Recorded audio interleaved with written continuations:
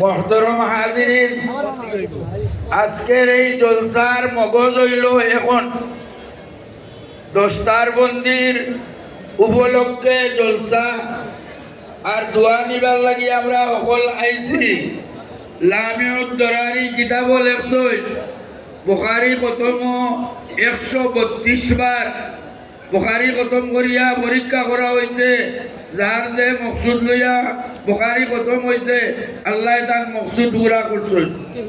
আমরা অকল দূর দূর থাকি বহুত কষ্ট করিয়া দোয়া নিবার লাগি আইছি।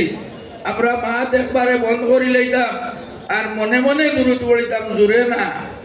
আর যার যারই মকসুদ দোয়ার সময় আল্লাহর কাছে কইতাম, ইনশাআল্লাহ আল্লাহ আমরা দোয়া কবুল করবা।